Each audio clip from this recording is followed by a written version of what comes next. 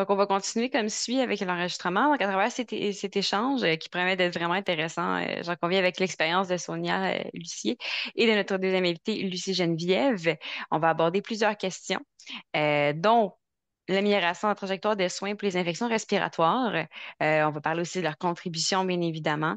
On va parler aussi de leurs projets. Donc, ils sont ici pour nous parler du fameux projet aujourd'hui. Nous aurons également la chance de découvrir les premiers résultats de ce projet ainsi que les détails de la consultation en cours en collaboration avec les deux groupes de patients partenaires du réseau de recherche axé sur la pratique de première ligne RRA-PPL de McGill. Je laisse la parole à nos deux invités, donc à Sonia et à Lucie. Alors, bonjour tout le monde. Le but du projet, le but de la rencontre aujourd'hui, c'est de vous présenter le projet SSA Ruiz-McGill qui porte sur les infections respiratoires. Je veux particulièrement vous parler de la part des patients partenaires, des groupes de patients partenaires dans ce projet-là, mais faire quand même un survol du projet comme tel. Je vais présenter aujourd'hui, Lucie, malheureusement, est dans les travaux de maison, alors c'est trop bruyant. Alors, je vais faire la présentation et puis elle pourra ajouter au besoin. Je suis également en compagnie de Araceli González-Reyes, qui est coordonnatrice du projet. Alors, si on a des questions d'ordre plus en recherche, elle pourra également répondre à nos questions dans la deuxième partie. Mais n'hésitez pas, si vous avez des questions pendant la présentation, ça me fera grand plaisir de m'arrêter puis de discuter avec vous un peu de la part des patients partenaires. Alors, est-ce que vous voyez ma présentation? Oui. Oui, il n'y a pas de problème. Comme je disais, un projet de l'unité de soutien Système de santé apprenant Québec. Vous avez la liste des personnes qui participent. Dr. Alexandra Debo-Kamandi, qui est à McGill, ensuite Araceli. Je voudrais mentionner la part de toute la section avec les patients partenaires et les cliniciens a été fait par le rappel McGill, qu'on appelle chez nous le PBRN. Dr. Laura McLaren et Dr. Ginny Haggerty. Et ensuite, on a deux assistantes de recherche, une coordonnatrice qui ont travaillé avec nous, Maddy, Rafaela et Anya. Et nous sommes trois patients partenaires, dont Lucie et Kim, qui sont les deux patientes partenaires liées dans ce projet-là au rappel de McGill. Euh, Oups. Alors, le programme patient qui est l'acronyme pour Partenariat d'amélioration de trajectoire de vie et d'innovation en transition vers la santé durable. Trajectoire de vie, on va en parler beaucoup aujourd'hui. Comment un patient se déplace d'une étape à l'autre, d'une institution à l'autre. Alors, vraiment, la trajectoire de soins et de vie. Donc, c'est un projet d'amélioration de la qualité qui est basé sur le quintuple objectif et qui se déploie dans les quatre RUIS des quatre universités, donc le réseau universitaire intégré de santé et de services sociaux de l'université. Nous, on est à McGill. Et l'objectif est de soutenir, faciliter l'activation d'un système de santé apprenant. Alors, dans le quintuple objectif, là, il y a des choses qui nous ont beaucoup parlé pendant ce projet-là, l'amélioration de l'expérience des patients et les résultats obtenus, l'amélioration du bien-être des ressources humaines. Il faut vraiment en tenir compte. C'est un aspect qu'on néglige souvent. Évidemment, la santé de la population, l'efficience du système de santé et améliorer l'équité. Euh, Dernier objectif, identifier les enjeux et les solutions pour tout le monde. Au RUS McGill, chaque université avait à se choisir, dans le fond, une trajectoire qui les intéressait le plus ou qui se trouvait qui était le plus importante. Alors, au RUS, on a choisi la trajectoire des infections respiratoires. Alors, comment on peut améliorer la trajectoire des patients lorsqu'ils ont une infection respiratoire? Et ici, on parle d'infection respiratoire aiguë, donc de courte durée, pas nécessairement quelque chose qui met la vie en danger, mais qui est quand même de courte durée, donc un rhume, une grippe, une pneumonie. Alors, quelque chose qui est courant, hein, la COVID, tout ça. C'est la trajectoire que Araceli nous a fait puis qui nous convenait. Donc, on est beaucoup dans notre projet dans la prévention, et dans la gestion à la maison, un peu en consultation. Et bon, on ne touche pas vraiment à l'hospitalisation, on est vraiment dans la gestion des infections respiratoires par le patient. Alors, on veut améliorer la trajectoire et surtout améliorer les services pour les patients. Est-ce qu'il y a des questions là-dessus? Je passe rapidement, là, mais tu sais, la prévention, là, on lavage des mains, la vaccination, s'informer, tout ça, le tabagisme. Donc, je continue. Ça, c'est le cycle d'amélioration des infections qu'on a utilisé. Donc, d'abord, une collecte de données. Euh, L'analyse, l'interprétation, le retour de l'information au RUIS et le changement qui s'amorce ensuite. Alors, dans les trois choses les plus importantes qui ont été faites sur la collecte de données, soit une revue de littérature, les données de l'urgence et la cohorte des soins primaires. Et ensuite, on a été analysé par une cartographie, l'analyse quantitative. Et l'autre bout qui nous intéresse beaucoup aujourd'hui, c'est l'interprétation, soit la vie des cliniciens, des patients de la communauté, et, dans ce cas-ci, des patients partenaires et la vie des gestionnaires. On est retourné ensuite au RUIS pour faire le retour d'informations sur ce qu'on avait trouvé et on est dans la phase de changement. Voilà. Je continue. Oups. Alors, je vous disais, on a utilisé les données euh, du CUSUM, de l'urgence, pour commencer l'analyse. Donc, la problématique est basée sur euh, les infections respiratoires aiguës, donc qui est la troisième cause des visites aux urgences, et 99,2 des visites aux urgences pour des infections respiratoires aiguës ne sont pas admises. Alors, ce qui veut dire que globalement, moins de 40 des visites aux urgences sont classifiées de niveau 4 et 5, donc non urgentes. Et ce qu'on voit particulièrement, c'est la fluctuation saisonnière. Vous voyez dans le graphique à droite, les visites aux urgences du CUSUM en raison des infections respiratoires du mois d'avril 2022 à mars 2023. La ligne en bleu, c'est tout le monde. La ligne en rouge, c'est les adultes et en vert, les enfants. Alors, ce qu'on peut remarquer, c'est qu'il y a une fluctuation saisonnière. Chez les adultes, là, on voit ça en novembre, décembre, mais il est beaucoup plus accentué chez les enfants. Et là, on est plus septembre, octobre, novembre, où est-ce qu'il y a beaucoup de visites à l'urgence pour les infections respiratoires. Alors, le but, c'était comme la base avec toutes les données qu'on avait pour dire, ben, OK, c'est là-dessus qu'on agit, c'est là qu'on espère faire une différence avec le projet. Ensuite, la recherche de littérature scientifique. Donc, c'était une recherche systématique. La stratégie a été développée par la bibliothécaire. Et c'est intéressant parce qu'un peu plus loin, on va voir les problématiques qui sont sorties et qui est appuyée par la littérature scientifique. Donc, vous avez à droite le nombre d'études qui ont été trouvées, la sélection, l'éligibilité et finalement 64 études qui ont été incluses dans la revue de littérature. Littérature. Voilà.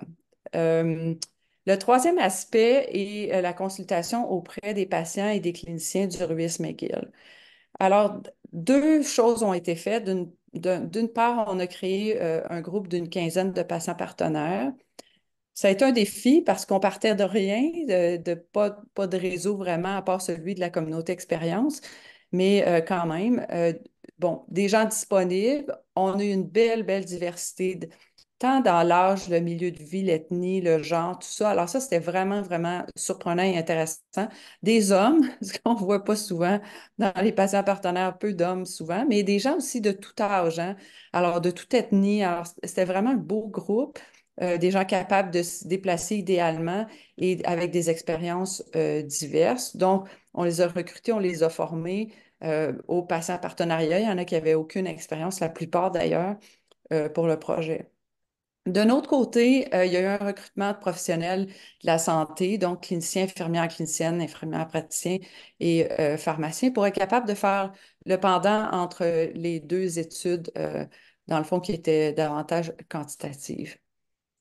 Je vous parle un peu plus des consultations avec les patients partenaires. Vous voyez en bleu, c'est ce qui a été fait avant les fêtes de vraiment tout c'est pas, pas la trajectoire, mais en tout cas, toutes les activités qui ont été faites avec le groupe de patients partenaires. La formation. Ensuite, il y a eu un camp d'entraînement avec les deux patients experts, mais avec Dr. McLaren qui a donné une formation sur les infections respiratoires de 2 heures. Et là, ce qui s'est passé, c'était vraiment très intéressant parce que la réaction était assez subite des patients partenaires qui disaient non, mais il faut que tout le monde connaisse ça, là, ça n'a pas d'allure. Si j'avais su ça, j'aurais pu faire telle patente. Alors, ça a été un cadre d'entraînement vraiment intéressant pour ça, puis beaucoup, beaucoup de questions, beaucoup de questionnements. Suite à ça, on a fait des petites conférences d'une demi-heure pour suivre les patients partenaires au fil des semaines en disant, y a-t-il arrivé quelque chose? Y a-t-il quelqu'un dans votre entourage? Puis continuer à nourrir leur réflexion et la nôtre, bien sûr, et arriver à la rencontre à la fin de rencontre qu'on a appelée Perspective patient, mais qui était sur les problèmes et les solutions. En parallèle, c'est fait les rencontres avec les cliniciens individuels. Ensuite, voir c'est quoi les problèmes communs qui ont été identifiés par les deux groupes. Et même chose, rencontre, problème, solution. Alors, dans la rencontre des cliniciens, on a envoyé les deux patients partenaires expertes et la même chose dans la rencontre des patients partenaires.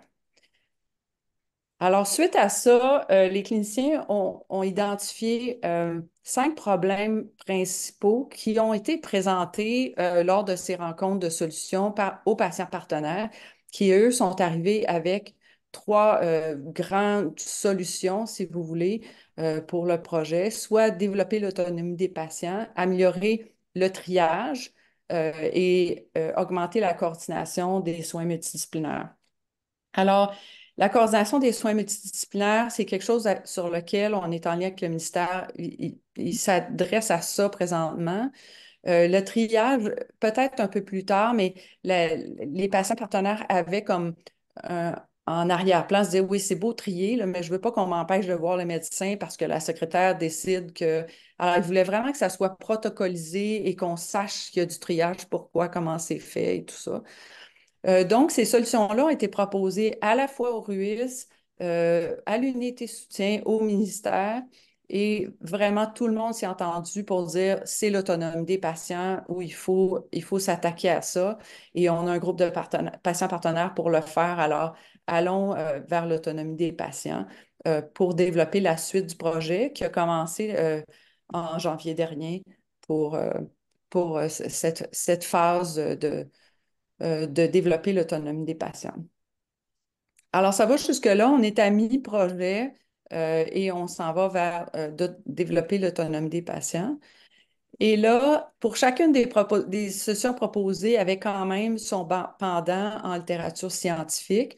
Donc, c'était intéressant de voir là, que c'était pas juste, ça sortait pas juste des cliniciens et des patients de dire on veut faire ça, mais que c'était appuyé aussi par la littérature scientifique. Donc, la perspective des patients partenaires, c'est qu'ils étaient très enthousiastes, surtout quant à la prévention, la gestion de la maison et où et quand demander des soins. Alors, je pense que le où et quand demander des soins est devenu très critique dans la discussion avec les patients partenaires où est-ce qu'ils ont dit, ouais, mais là, je suis trop tôt, je suis trop tard. Et ce qu'on s'est rendu compte, c'est que chez certains patients partenaires, ils attendaient trop pour y allaient pour aller consulter et pour d'autres, ils allaient beaucoup trop vite. Même parmi les gens, patients partenaires, il y en avait qui avaient des problèmes respiratoires plus chroniques, puis ils disaient, oui, non, c'est intéressant, hein, puis je me rends compte que j'y vais vraiment trop vite consulter, là. Mon niveau d'anxiété augmente beaucoup. Alors, c'est très intéressant de voir la perspective des patients en groupe bon, voir que dans le fond, leur apprentissage, comme je disais tantôt, a eu un impact sur leurs décisions futures.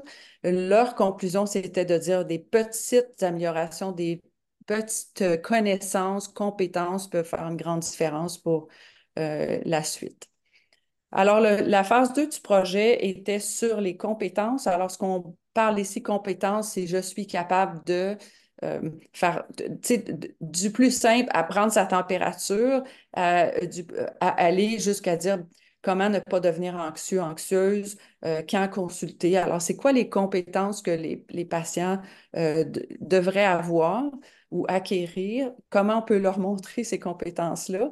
Et voir dans la trajectoire de soins, à quel moment les patients ont besoin d'avoir cette information-là, puis ces compétences-là. Quand est-ce que c'est le plus propice, puis qu'ils vont être ouverts à dire, moi, j'aimerais ça, savoir ça, j'ai besoin de savoir ça pour ma santé. Ensuite, endosser les messages ou modifier les messages existants. Alors, c'est un peu là où on en est présentement sur endosser et modifier les messages euh, et augmenter, dans le fond, l'accessibilité, la diffusion. Ce qu'on se rendait compte, là, c'est beaucoup l'efficacité, comment la littératie en santé, on en parle beaucoup, mais et dans les documents, on ne le voit pas tant. Et finalement, tester l'efficacité des outils proposés. Alors, c'est ça le plan qu'on a présentement sur cette deuxième phase. Alors, je vais vous présenter un peu comment ça se définit. Alors, un peu le même patron que tantôt. Par contre, on a décidé de créer un deuxième groupe de patients partenaires, un peu pour faire le parallèle entre le premier groupe. Alors, on a un premier groupe qui a été formé en juin dernier, qui a vécu des choses depuis la formation. Et là, on arrive avec un deuxième groupe de patients partenaires. Et dans ce deuxième groupe-là, c'est intéressant, on a des jeunes mamans et on voyait tantôt l'incidence des infections respiratoires chez les enfants, hein, pour les parents qui consultent, sont inquiets, tout ça. Alors ça, c'est particulièrement intéressant d'avoir ces jeunes mamans avec nous, des gens qui sont plus âgés, donc une belle diversité. Alors, on a fait un premier groupe de patients à qui on a euh, avec eux élaborer, dans le fond, les compétences. Et on a fait un deuxième groupe qu'on a formé de la même façon que le premier groupe aux infections respiratoires. On a mis les deux groupes ensemble la semaine dernière. Et là, ce qu'on peut voir, c'est que même les patients qui ont été formés l'an dernier ont encore des questions. Alors, dans la formation, il y avait des nouvelles choses, des nouvelles questions. Fait que c'était vraiment intéressant de voir comment, dans un an, ben, les patients qui ont appris l'année passée, ils ont appris, ils ont continué à s'informer, mais ils ont encore des questions là, sur les infections respiratoires. Alors, on travaille sur les compétences des patients, les moments d'apprentissage. Ensuite, comme je vous disais, on endosse les messages et on va modifier ensuite pour voir l'efficacité des messages. Tout ça va être validé encore avec les professionnels à la fin de cette phase-là. Et dans un deuxième temps, à la fin avril, on va créer un groupe de voisins, monsieur, madame, tout le monde, pour leur présenter le fruit de notre travail et voir, on est-tu dans le champ? C'est ça que vous aimeriez savoir quand vous avez une infection respiratoire? Est-ce qu'il y a d'autres choses que vous aimeriez savoir? Où est-ce que vous allez quand vous consultez? Et dans le groupe de patients partenaires, ce qui a été vraiment intéressant, c'est qu'il y a des régions où il n'y en a pas de problème d'urgence. C'est très rare, on n'entend pas parler, mais alors je pense que dans la définition de tout ça, on va voir ça évoluer d'une façon différente à Montréal, euh, à Gatineau, où tu sais, notre région est très grande. Là, le Ruiz-McGill couvre Gatineau, l'Abitibi, le Témiscamingue, tout ça. Fait que c'est une grande région, puis beaucoup, beaucoup de disparités dans les services, dans comment on offre des services. Nous, on parle on veut tester ça dans les GMF. Ben, les GMF, il n'y en a presque pas en Abitibi. Alors, c'est intéressant aussi de voir comment tout ça va finir là, avec la création du groupe de voisins et d'amis pour valider les compétences et les messages. Je poursuis. Alors, ça, c'est la trajectoire qui a été identifiée par les patients partenaires avec les chercheurs, bien sûr, et essayer de voir comment, mettons le langage tout de suite des patients, des gens, monsieur, madame, tout le monde, pour qu'on comprenne c'est quoi une trajectoire de soins. Donc, la grosse bulle au début est rester en santé. Alors, on est ici. Première chose, comment on peut prévenir les infections respiratoires? Et l'autre, saines habitudes de vie. Ça veut dire quoi, les saines habitudes de vie? C'est un grand terme qu'on voit partout, mais on fait ça comment dans le quotidien? Ensuite, la première phase est je me sens pas bien. Ensuite, ça va pas. Et finalement, ben, une fois que ça va pas, ben, on se dit la maladie a suivi son cours, là, going through it. Et à tout moment, on peut avoir des signaux d'alarme. Et là, c'est bien important de les faire ressortir parce que ça ne veut pas dire qu'on est rendu très loin dans la trajectoire pour se rendre compte que, ben, c'est ça. Si j'ai de la difficulté à respirer, difficulté à bouger, à fonctionner, j'ai de la fièvre depuis plus de 5 jours, c'est c'est des signaux d'alarme. Et là, ce qu'on a vu dans la formation qui était très intéressante, c'est que le docteur McLaren elle nous a montré, ça avait l'air quoi d'un bébé qui est en difficulté respiratoire. Visuellement, tu vois une vidéo, et là, c'est très parlant, hein, parce qu'on dit, ah, c'est ça. Moi, je peux penser que j'ai une difficulté respiratoire, mais finalement, non. Je suis juste un peu congestionnée, puis ça respire un petit peu moins bien la nuit, tout ça. Alors, c'est vraiment intéressant de voir les signaux d'alarme. Ensuite, bien évidemment, on est guéri ou ça va pas mieux, mais ça va pire. Et là, on va aller consulter en première ligne. Si ça va mieux, ben, on revient au début, on tente de rester en santé. Alors, c'est une trajectoire qui est très courte, hein? Ça peut se passer dans une semaine, contrairement à, je ne sais pas, n'importe, beaucoup de maladies là, qui sont plus longues, mais c'est une trajectoire qui est très courte. Alors, cibler le moment où il faut donner de l'information, qu'il y ait de l'information qui soit accessible, compréhensible, en tout cas, oui, c'est ça. Alors, c'est la trajectoire qui est là pour l'instant avec laquelle nous allons travailler. Euh, ensuite, et bien sûr, bon, j'ai pas mentionné mes signaux d'alarme, on s'en va à l'urgence. Euh, je pense que c'est assez clair. Ça, c'est le tableau, le résumé des compétences. J'aurais aimé ça vous montrer tout le tableau. Il fait 3 pages. C'est beaucoup de compétences pour monsieur, madame, tout le monde à acquérir. Évidemment, il y a des choses très simples, mais il y a des choses quand même. Quand est-ce qu'on consulte? C'est pas si évident que ça. Alors, on a mis ici toutes les compétences selon la trajectoire et ça a été présenté aux patients partenaires. Je vous dirais, ce qui a été le plus émis le plus souvent, puis qu'on n'avait pas vu, c'était le carré vert qui est se connaître et représenter son savoir aux professionnels de la santé.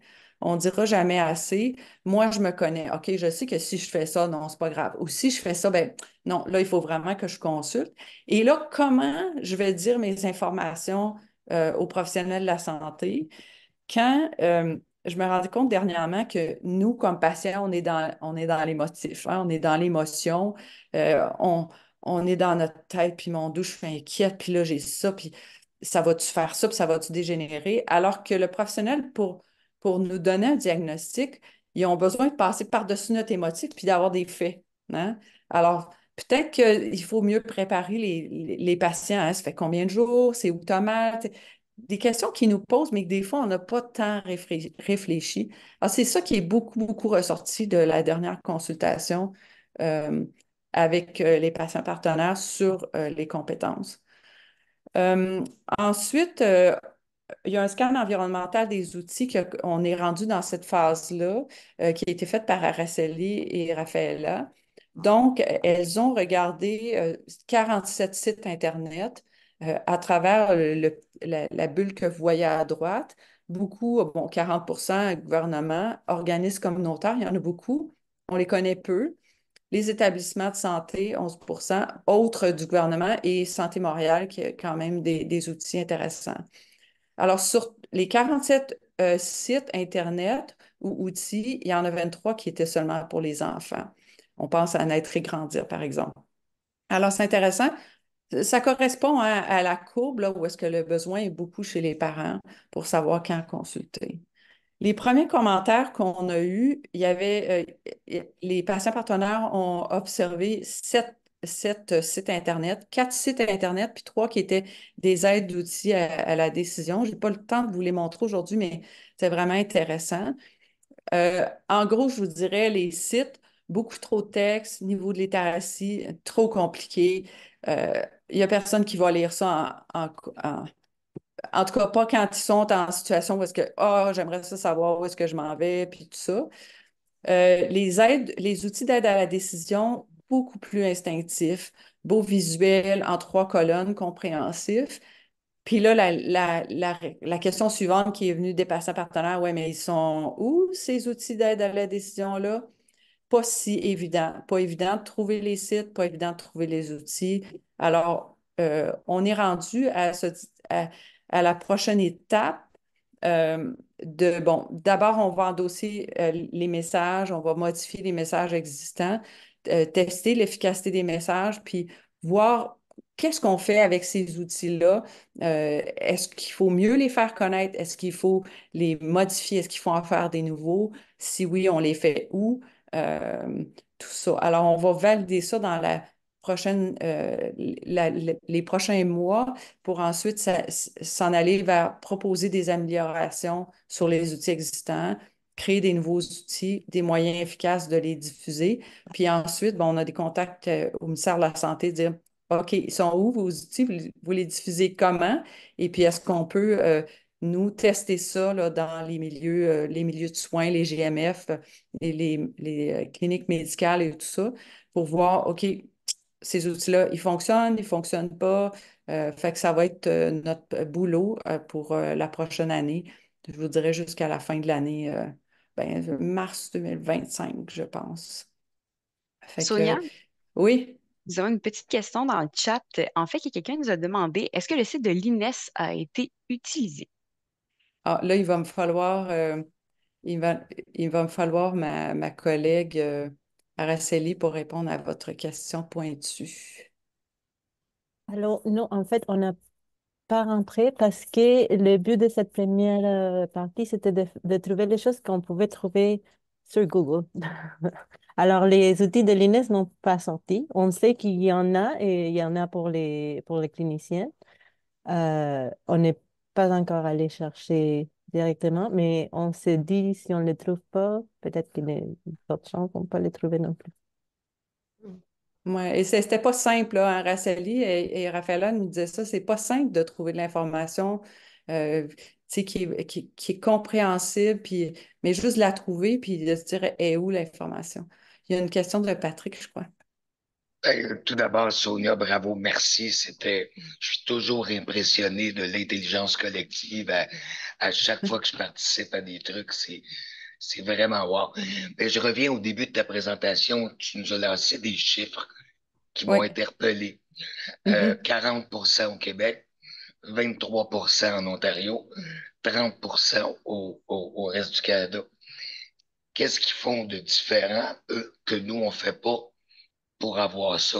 Est-ce qu'on est allé chercher des informations dans les autres provinces? Deuxième chose, je suis content, vous avez parlé du niveau de littératie de Mhm. notre population en santé au Québec, selon les recherches que j'ai faites, secondaire 4. Donc, pour, je crois que pour transmettre tout ça, il faudrait simplifier ça, avoir des pictogrammes, peut-être avoir des petites vidéoclips. Personnellement, je suis encore un patient actif et j'ai eu à passer un test qui s'appelait un MIBI présenté. J'ai cherché partout, je savais pas ce que c'était, mais une Mhm. petite vidéoclip d'1 minute 40 secondes avec une technologue, un Ah, cardiologue, m'ont expliqué ça de façon très, très simple. Euh, je pense qu'il faut en tenir compte au niveau de la littératie, mais ma question était pour voir, est-ce qu'on est allé voir ce que les autres provinces faisaient pour avoir des pourcentages plus bas que nous? C'était ma question. Et en passant, merci Sonia et ton équipe. C'est vraiment extraordinaire ce que vous faites. merci. Je vais laisser, peut-être qu'Araceli aura une réponse. Je ne crois pas qu'on est allé en Ontario, là. Non, c'est ça. Non, on a. Ouais, on est resté au Québec et particulièrement au CUSUM, là, pour, je sais pas s'il y en a peut-être ici qui participent au projet de la SSA, ça va à une vitesse fulgurante pour arriver à des données pour faire les projets sur un an, là. Alors non, on n'est pas allé en Ontario, mais ce serait intéressant, ce serait un beau projet Très intéressant. Ouais. d'amélioration de la qualité, hein, Araceli, pour voir ça. Puis, en fait, j'ai pas fait la conclusion de ma présentation qui était de dire, je vous dirais que dans tous les milieux où on a fait une présentation, le pouvoir, pas le pouvoir, mais la richesse de ce que les patients partenaires ont apporté dans ce projet-là est indéniable et on se les fait dire maintes et maintes fois là, sur ça, puis on le voit encore là, dans la suite des choses. Il y en a plusieurs autour de la table d'ailleurs qui sont ici aujourd'hui que je reconnais là, comme patients partenaires. Alors, bravo. Merci beaucoup, Puis, Sonia, pour cette merci. belle présentation-là. Puis merci, Patrick, pour ta question. On arrive, je pense, à la période d'échange de questions plus élaborées, si tu le veux. D'un, je te pose la question, est-ce que tu veux terminer ta présentation? Tu peux le faire avec plaisir. Non, non, il me restait juste vraiment la conclusion. Là. La question arrivait à point. Là, j'étais rendue à la fin.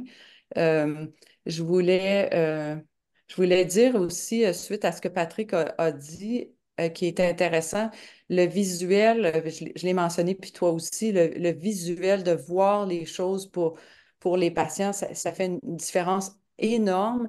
Et je pense que surtout, tout ce qui a été vu dans le scan environnemental, on n'a pas vu de visuel. Hein, il n'y a pas de vidéo, il n'y a pas rien. On a du texte écrit long comme ça. Tu sais. Alors, je pense qu'il y a comme un effort à faire aussi là, à ce niveau-là. Oui, Alors, oui, et, les et questions. si je peux me permettre juste aussi les pictogrammes. Les pictogrammes sont souvent importants pour notre population en général.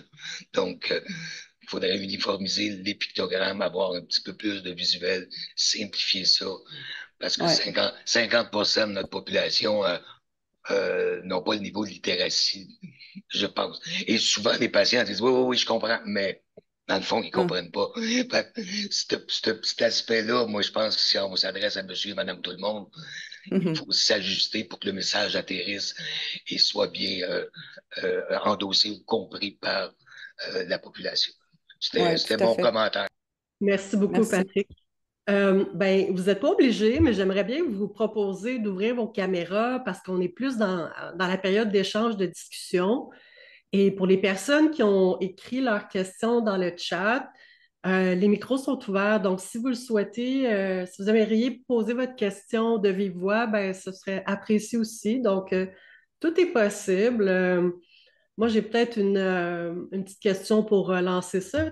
Sonia, tu as mentionné, tu as parlé de camp d'entraînement pour les patients partenaires, ce qui avait l'air d'être c'est vraiment une idée géniale. Ça devait être super motivant puis enrichissant. Il y a sûrement eu des beaux échanges, comme comme tu l'as mentionné aussi. Moi, je me demandais comment on fait dans un camp d'entraînement pour équilibrer le partage des savoirs. Tu sais, il y a toutes sortes de personnes, puis c'est une richesse dans ce cadre-là, mais on arrive comment à s'assurer que toute l'information est bien transmise, bien comprise par tout le monde, qu'il n'y a pas le même niveau de savoir, le même niveau de littératie aussi?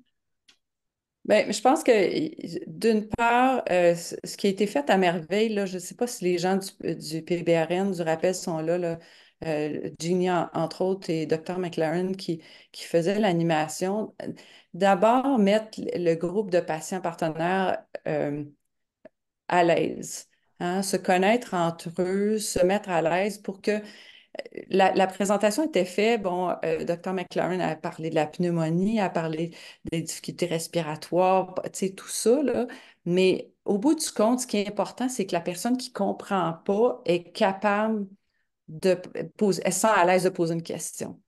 Alors, c'est ça qui s'est beaucoup passé d'ailleurs dans la dernière formation avec le nouveau groupe de patients partenaires. On avait des gens entre autres, tu sais, c'est pas la première langue, le français n'est pas la première langue. Puis là, on comprend qu'à McGill aussi, on est dans les deux langues, fait qu'on traduit. Puis, tu sais, c'est pas évident. Mais oui, les gens étaient à l'aise. Puis je pense qu'il y a eu beaucoup, beaucoup de questions posées. Et moi, tu sais, mon enfant, il y a ça. Puis ça fait quoi dans ce temps-là? Puis tout ça, tu sais. Fait que je pense que d'abord, de mettre les gens à l'aise. L'autre chose qui a été fait, c'est les assistants de recherche avaient créé un questionnaire au tout début de la formation. Alors, en arrivant, les patients partenaires remplissent un questionnaire. Si j'ai ça, je fais ça, ta, ta, ta, ta.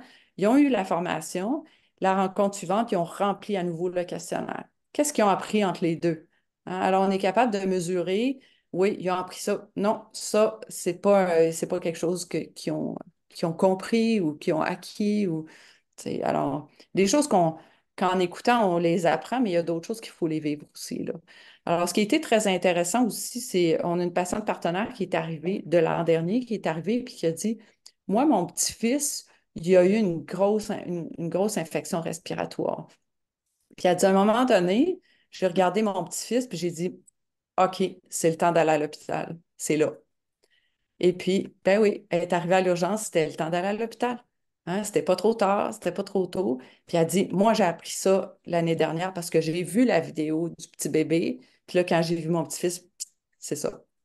Fait que c'est très puissant, hein, cette formation-là. Évidemment, euh, c'est peut-être pas monsieur, madame, tout le monde qui est capable d'ingérer toute cette formation-là, mais on se rend compte qu'on avait quand même des gens de, tous les milieux, tous les âges. Fait que c'est intéressant. Yvan, il y avait une question. Oui, je passe la parole. Yann, vas-y, à Ah, toi je la pensais que parole. c'était Yvan. Désolé. C'est Désolé, Yann. génial. Merci, félicitations pour la qualité de cette présentation-là. C'était plus que instructif et enthousiasmant à entendre de voir ce travail-là. Petite réflexion, vous parliez des petits-fils. Moi, je suis le papa d'un garçon qui vit avec une maladie rare, neuromusculaire, donc les infections respiratoires sont plutôt chroniques que ponctuelles. Mhm. Mais dans notre cas, justement, on est un peu médicalisé et du coup, dans l'autonomie des patients, je me demandais si l'usage de nouvelles technologies a été abordé dans la réflexion pour autonomiser. Je pense aux petits saturomètres maintenant qui se vendent pour des bagatelles, mais qui peuvent t'informer sur le niveau d'oxygène dans ton sang, qui peut être un indicateur. Est-ce que Mhm. cette idée-là dans le transfert des connaissances ou l'autonomisation, l'usage des nouvelles technologies a été abordé dans votre réflexion ou c'est peut-être pour une étape future?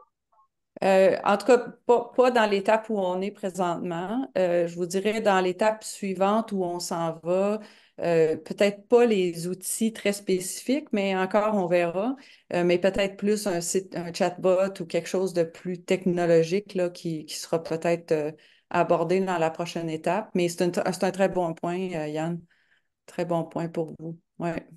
On va prendre ça en note pour Merci la beaucoup. prochaine étape. Puis on a une patiente partenaire qui a une maladie chronique aussi, puis bon, elle est quand même au fait de tout ça, là. Merci de votre partage. Bonne chance. Merci Yann. Sonia, dans le même ordre d'idée, on a Annie Daniel qui est en ligne. Annie Daniel a elle-même des problèmes de santé et immunosupprimés.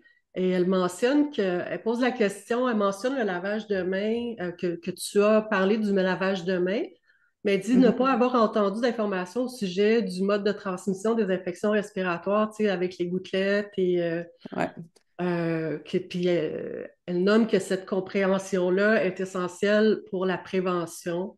Donc, elle se ouais. questionne si c'est un message qui va être véhiculé pour l'autonomisation des patients puis s'assurer du même coup de rester en santé. En tout cas, ça a été plus que mentionné pendant la formation. Il y a eu beaucoup de questions sur ça, comprendre hein, la différence entre les gouttelettes puis l'aérosol. Je ne me souviens pas du terme, là, mais on était en anglais, mais ça a été vraiment très bien expliqué comment les gouttelettes restent moins que l'aérosol. En tout cas, tout ça, donc oui, puis c'est quelque chose qui a beaucoup marqué les patients partenaires lors de la présentation. Alors, je suis certaine que ça va être pris en compte pour la suite des choses. Ouais. Il y avait une question de Catherine. Catherine? Oui, je m'excuse, j'avais la bouche pleine. Euh, est-ce que c'est possible de faire ce même travail-là sur d'autres trajectoires? C'est tellement génial, il me semble que ça devrait être comme ça pour toutes les trajectoires.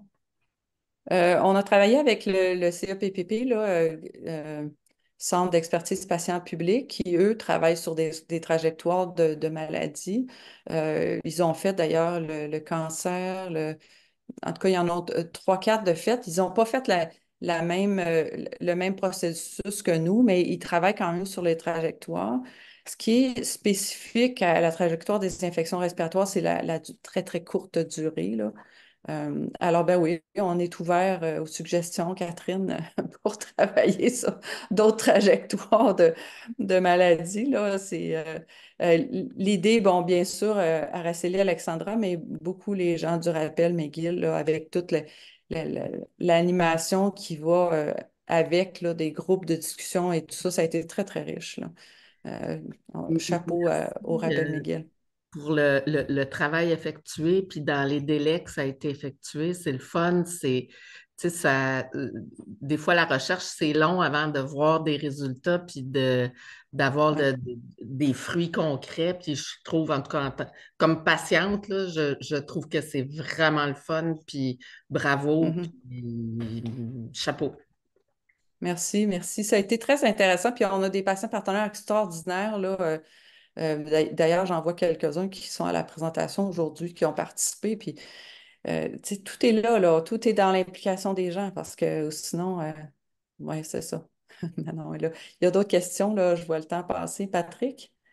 Oui, rapidement, juste pour vous dire que je travaille à temps partiel au CEPPP et Oui. effectivement, nous avons co-construit avec des patients partenaires plusieurs parcours Ouais, d'apprentissage patients, notamment en dermatologie, en oncologie. Donc, les c'est ça. trajectoires que Catherine souhaitait, si on peut le faire, nous sommes en train de le faire. Sonia ben, est au courant avec Louis puis les Mhm, collègues.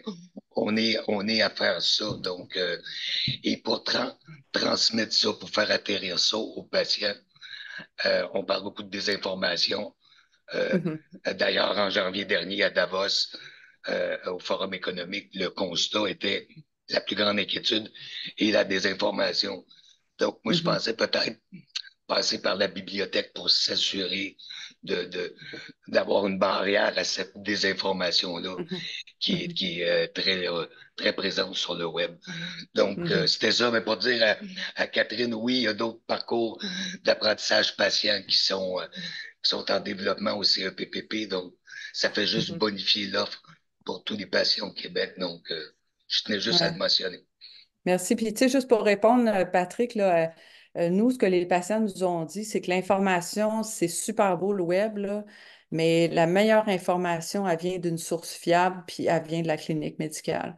Alors, ce qu'on s'est dit, si vous voulez passer de l'information, c'est là où ils ont la crédibilité, puis c'est là où on a confiance. Fait qu'il ne faut pas oublier ça, que on n'a pas besoin d'aller très large dans la stratosphère là, pour donner de l'information. Il y a une question de M. Villeneuve. Oui, mais merci pour ta présentation. Merci pour l'initiative aussi.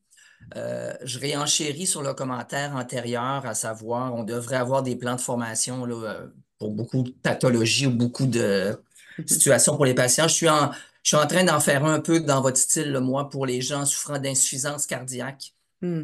maladie chronique, où des centaines de milliers de personnes souffrent de ça au Canada. On a déjà 2 séances de fait, c'est 4 cours. Les gens viennent pour 4 fois, là, 2 heures à chaque fois.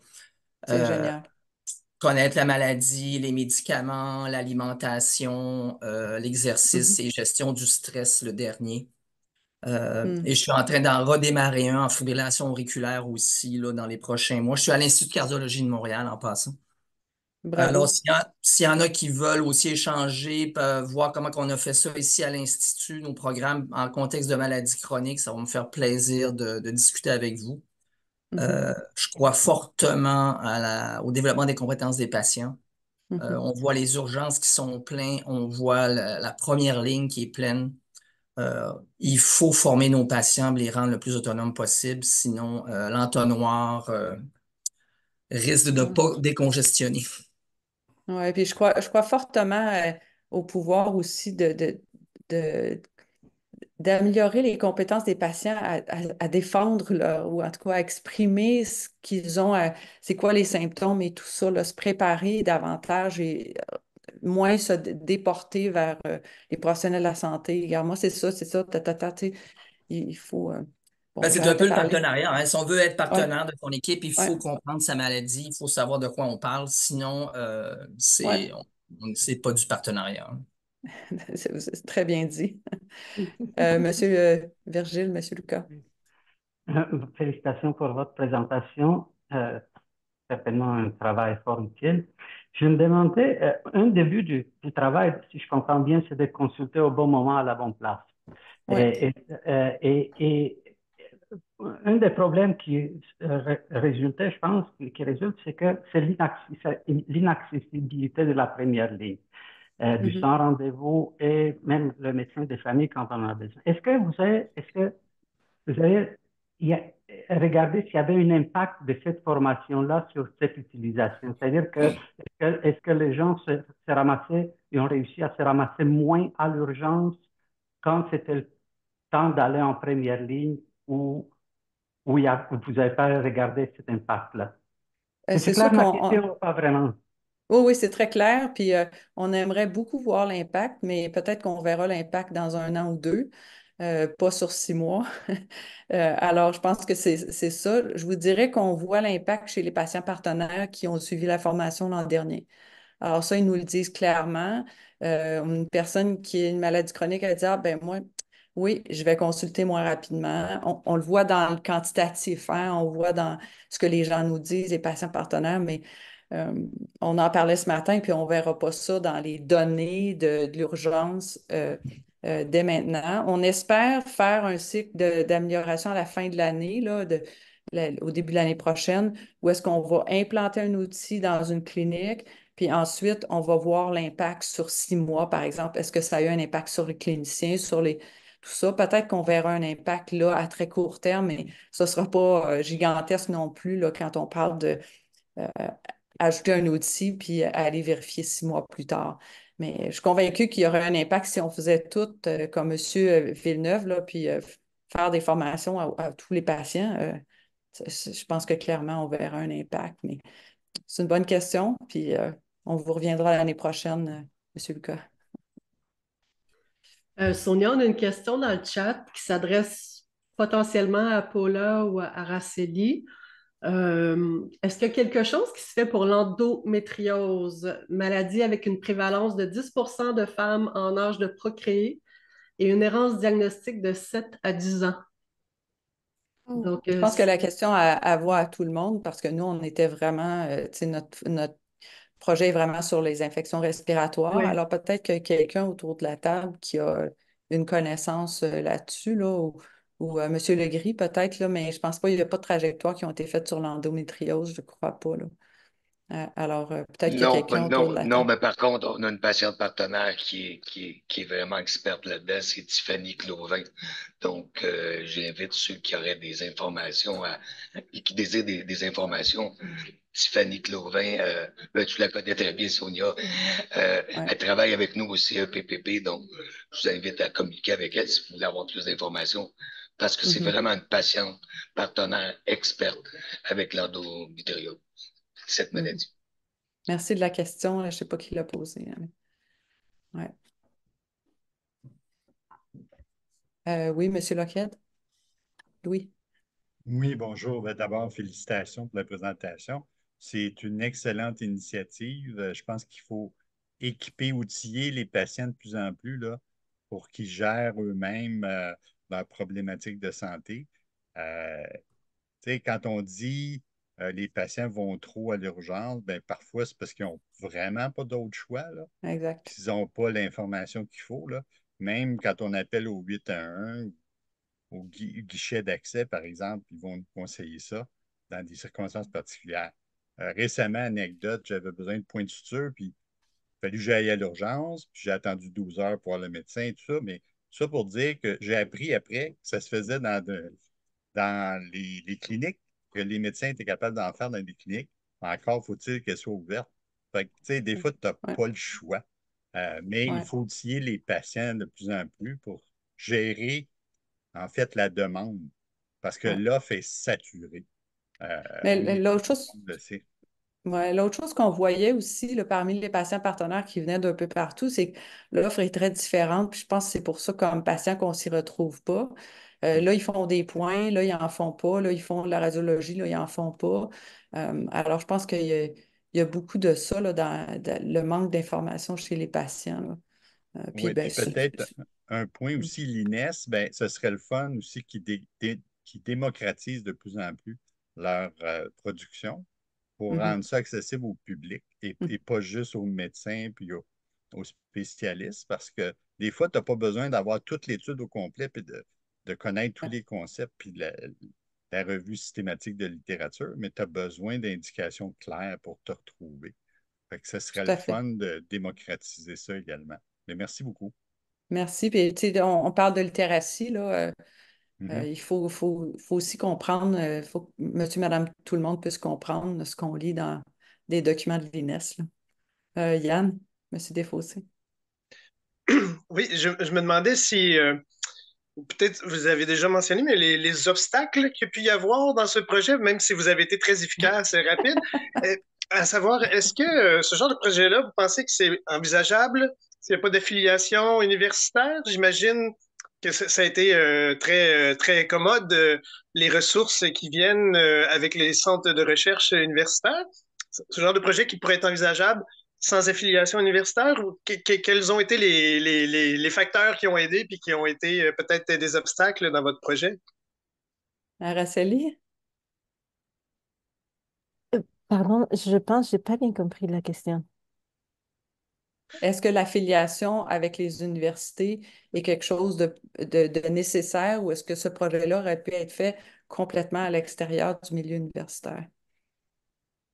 Bon, je pense que l'apport des scientifiques, des experts qui sont affiliés aux universités, ça a été indispensable. Même la formation et les consultations avec les patients partenaires dont on a parlé, c'était l'expertise du rappel. S'il y a des centres qui ont ce type d'expertise qui soient ouvertes aussi à travailler en partenariat avec des patients pour développer de nouvelles choses, ça ne doit pas être exclusivement dans une université. S'il existe dans d'autres, comme l'INES par exemple, je pourrais voir ça avec l'INES, mais, euh, mais il faut faire les liens, les partenariats entre les milieux académiques, puis les terrains, puis les patients. Alors, si ça se peut en dehors des universités, tant mieux. Mhm. Mais est-ce que j'ai répondu à la question? Est-ce que c'était plutôt pour les patients ou pour les projets en tout? Ah, ben, comme utilisateur des connaissances, j'ai devant moi un super exemple et puis j'essaie de voir parce que c'est malheureusement pas tout le monde qui est rattaché dans l'accès à ces soins à des centres universitaires et dans l'autonomie, j'essaie de voir si je peux tirer parti de votre expérience et encourager accroître le leadership des patients pour essayer d'initier le genre de projet. Donc, du coup, vous avez quand même bien répondu à ma question. Tout est possible, c'est ce que j'en comprends. Exactement. Oui, Avec les puis je pense bons, qu'il y a... Allez-y. avec les bonnes compétences, là, je reviens au début, là, quand vous parliez là, de la capacité, moi, je trouvais ça vraiment la zone verte, là, la capacité des patients à exprimer, Ouais, la connaissance de soi, et puis ouais, alors définitivement les capacités communicationnelles, c'est quelque chose. tout à fait. Mhm. Ouais, ouais. Merci beaucoup, Merci. Yann. Merci, On prend Araceli. une dernière question très, très rapidement. Après ça, on va devoir conclure. Je vous remercie beaucoup d'avoir été là. Louise nous demande dans le chat, quel est l'apport des pharmaciens dans votre programme? Une ouverture de leur part à une plus grande prise en charge, information, consultation. Est-ce qu'ils ont participé à l'exercice? Oui, ils étaient dans les cliniciens qu'on a consultés au début et ils vont être encore dans les cliniciens de la deuxième partie. C'est sûr qu'on les mentionne à tout bout de champ, les pharmaciens, hein, pour toutes sortes de raisons, là, mais ils sont souvent dans les discussions et puis je pense qu'on le voit comme une porte, en tout cas, ou une possibilité là, pour acquérir des connaissances pour les patients, des compétences et tout ça. Fait que je pense que c'est un bon point, là, merci. Tout ça. Puis, ben, je voulais juste dire à M. Desfossés qu'il y a toujours possibilité, hein, puis des fois, c'est un organisme communautaire, des fois, ça peut être la fondation d'un hôpital. C'est sûr qu'il y a des coûts à assumer dans un projet comme ça, hein. On parle du temps de chercheur, clinicien, du temps des patients partenaires, tout ça. Fait qu'il y a quand même un budget assez substantiel, là. Mais je pense que avec de l'aide un peu à droite, à gauche, là, certainement, puis on a hâte de voir vos projets. Un grand merci, Sonia. Ça a été fantastique. Super présentation, très claire. On a appris beaucoup de choses, beaucoup de choses. Puis, on a été capable de retenir. Tu as eu un langage facile à comprendre. Félicitations et merci. Donc, Ben, merci de l'invitation. Merci à toute l'équipe, là. Il y a Araceli, Lucie, je vois Manon, il y a Paula qui est là, il y a plein de gens, là. Alors, merci à tout le monde, puis on lâche pas. je repasse la parole à Cassandra pour conclure. Merci à toute l'équipe qui était présente, en effet, et on vous donne un rendez-vous pour le prochain webinaire. Cassandra, si tu veux conclure, et merci. Tu es en sourdine, Cassandra. Merci beaucoup. Donc, prise 2. Donc, je voulais remercier Karina pour la passation de la parole. Donc, un grand merci à Lucie, tout particulièrement pour la superbe présentation, ainsi qu'aux collègues présents pour avoir participé à l'émission d'aujourd'hui. Je crois que tout le monde a apprécié. Moi, personnellement, la chose que j'ai le plus aimé, bien évidemment, c'est le volet sur le partenariat patient, sans surprise. J'aimerais aussi également remercier les participants qui ont participé activement, tant dans le chat que qui ont pris la parole. Ça a dynamisé l'émission d'aujourd'hui. On va vous envoyer très prochainement un sondage. Bien évidemment, vos commentaires sont importants pour améliorer la formule tout au long justement de nos événements. Je voulais également en profiter pour mentionner que la rencontre d'aujourd'hui, c'est une initiative de la communauté Expérience de l'unité SSA Québec, qui se veut être un groupe qui est une terre d'accueil pour toutes les personnes intéressées par le partenariat patient. Également, j'aimerais prendre un petit 2 secondes avant que l'émission termine pour remercier tous les collègues de l'unité qui étaient présents aujourd'hui, mais particulièrement ma collègue Karina qui a participé activement aussi à la rencontre d'aujourd'hui. Et aussi, bien évidemment, vous souhaiter une très bonne journée et en espérant vous voir à notre prochaine rencontre. Alors, on va vous envoyer une invitation sous peu dès que l'événement sera prêt.